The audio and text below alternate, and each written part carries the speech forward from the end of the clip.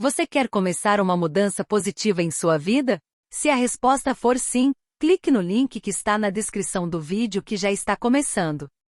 Robert Oppenheimer foi um físico cujo trabalho e pesquisa influenciou a humanidade até hoje, e é mais conhecido por ter coordenado o projeto que desenvolveu as primeiras bombas atômicas da história nos Estados Unidos durante a Segunda Guerra Mundial, algo que impactou profundamente sua vida e suas ideias. Julius Robert Oppenheimer nasceu em Nova York, nos Estados Unidos, em 22 de abril de 1904, o primeiro filho de Ella e Julius Oppenheimer. Sua mãe era artista e seu pai era um importador de tecidos, e a família teve mais um filho, Frank, em 1912. Os Oppenheimer tinham uma vida bem abastada, colecionando obras de arte e vivendo numa região luxuosa da ilha de Manhattan. A família era judia não praticante e, curiosamente, tanto Robert quanto Frank tornaram-se físicos. No caso de Robert, vindo de uma família abastada, ele estudou em escolas particulares durante toda a sua vida, incluindo a prestigiada Ethical Culture Society School. Nos Estados Unidos, a frequência em escolas particulares é bastante minoritária, ainda mais no começo do século XX, quando era algo reservado para famílias de elite. Na escola, Oppenheimer se destacou tanto em matérias como química e mineralogia e também literatura e francês. Ele concluiu a escola um ano adiantado, mas entrou na faculdade de Harvard em 1921, aos 18 anos de idade, após um ano afastado devido a um problema de saúde. Como parte da sua recuperação, Oppenheimer aprendeu a andar a cavalo e visitou pela primeira vez o sudoeste dos Estados Unidos, incluindo o estado do Novo México, que teria um papel muito importante em sua vida posterior. Oppenheimer iniciou seus estudos em Harvard e se formou em apenas 3 anos, destacando-se em diversas áreas. Embora hoje ele seja mais reconhecido como físico, sua graduação foi em Química. Na faculdade, Oppenheimer adquiriu ou demonstrou algumas características que o acompanharam por toda a sua vida. Ele era tabagista compulsivo, sofria com episódios depressivos e frequentemente usava os estudos como escapismo nesses episódios, ficando dias concentrado, sem contato com muitas pessoas e substituindo refeições por cigarros, algo que cobraria um preço em sua saúde mais tarde em sua vida.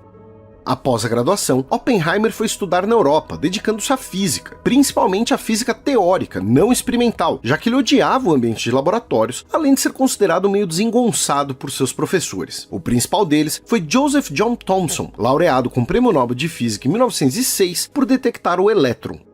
Oppenheimer estudou em 1925 em Cambridge e, posteriormente, no Instituto de Física Teórica da Universidade de Göttingen, na Alemanha, sob orientação de Max Born, que viria a ser laureado com o Nobel de Física em 1954. O Instituto é um dos principais centros mundiais de física teórica, e, ali, Oppenheimer demonstrou aspectos mais sociáveis de sua personalidade, fazendo amizades com algumas das principais mentes de sua área. Em 1927, aos 23 anos de idade, ele concluiu seu doutorado e, com seu orientador Max Born, publicaram um artigo que teve grande impacto, mas não será eu que vou saber explicar. Ao retornar para os Estados Unidos, Oppenheimer tornou-se um cientista extremamente concorrido e desejado por várias universidades, estudando temas como mecânica quântica e física nuclear. Até esse período, Oppenheimer tinha uma postura distante do mundo, isolado em um universo de pesquisa. Não se interessava por política, não votava, nem lia notícias. E isso durou até a ascensão do nazismo e do fascismo no início da década de 1930. Tendo origens judaicas e com muitos colegas e amigos na Alemanha, Oppenheimer passou a se politizar cada vez mais. Ele ajudou a financiar a fuga de físicos da Alemanha, doou dinheiro para projetos sociais, apoiou greves e organizou eventos ligados aos movimentos antifascistas espanhóis durante a Guerra Civil. Ele também contribuiu com o Partido Comunista dos Estados Unidos.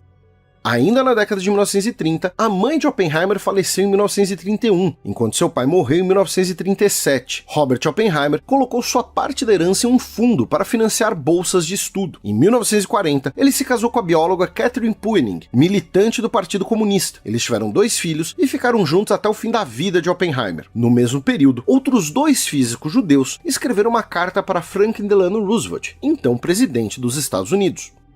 Lewis Szilard e Albert Einstein, no dia 2 de agosto de 1939, alertaram que a Alemanha nazista estava desenvolvendo um projeto de bombas atômicas e sugeriram que os Estados Unidos deveriam fazer o mesmo. Em 9 de outubro de 1941, 2 meses antes dos Estados Unidos entrarem na Segunda Guerra Mundial, o governo do país iniciou seu projeto nuclear. Coordenado pelo exército e cooperando com os britânicos, apenas 6 pessoas tinham acesso a todo o projeto. Seus integrantes trabalhavam de forma isolada, sem completa noção do que estava sendo desenvolvido. Em junho de 1942, o exército dos Estados Unidos estabeleceu o Programa de Engenharia Manhattan, com muitos cientistas de instituições de prestígio, que se tornaria conhecido como Projeto Manhattan. O general encarregado, Leslie Groves Jr., pessoalmente escolheu Oppenheimer para chefiar o projeto. Ele enfrentou muita oposição, primeiro por ser relativamente jovem perante tantos cientistas renomados, mas principalmente por Oppenheimer ser um socialista. Oppenheimer já havia sido investigado pelo FBI e a inteligência dos Estados Unidos recomendou que Oppenheimer não recebesse credenciais para materiais confidenciais, recebendo apenas por ordem direta do general, que se dizia impressionado tanto pela capacidade intelectual quanto pelo caráter prático de Oppenheimer. Foi o físico que sugeriu que, para melhor eficiência do projeto, fosse desenvolvida uma sede centralizada. Em novembro de 1942, os dois homens escolheram um rancho insuspeito no Novo México, região que Oppenheimer conhecia. Ali foi estabelecido o super secreto Laboratório de Los Alamos, que funcionava de fachada sob gestão da Universidade da Califórnia. O laboratório logo tornou-se uma pequena cidade, com mais de 6.000 pessoas em 1945, incluindo cientistas, militares, médicos e familiares. Além de suas tarefas de cientista, como chefe do projeto, Oppenheimer tinha que coordenar questões administrativas e também o trabalho de cientistas e militares, dois grupos que tinham métodos e perspectivas muito diferentes. Foi Oppenheimer que decidiu pelas escolhas de desenho e de material, que resultariam no primeiro teste nuclear da história em 16 de julho de 1945.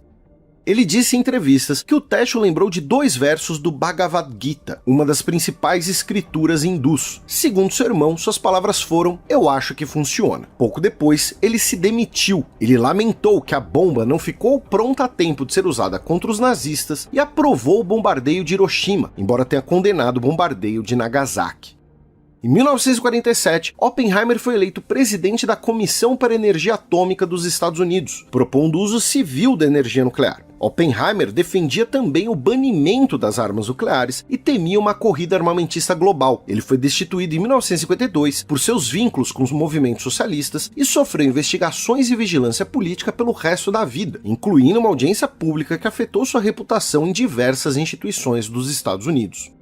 Ele passou seus últimos anos alertando para os perigos da desvinculação da ciência dos interesses da sociedade e faleceu em 1967, aos 62 anos de idade, de câncer de garganta, relacionado ao tabagismo. Em 2005, sua principal biografia, Prometeu Americano, foi publicada, uma das biografias mais premiadas do século e principal fonte para esse vídeo. Lembre que esse vídeo é um recorte, claro que infelizmente muita coisa interessante ficou de fora e fontes e sugestões estão aqui na descrição.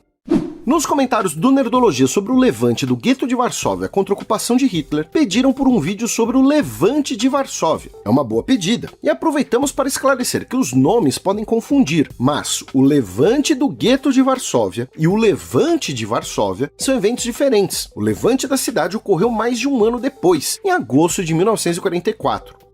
Também comentaram da possível ligação de Attack on Titan com a Segunda Guerra Mundial, e já abordamos isso aqui em um vídeo anterior.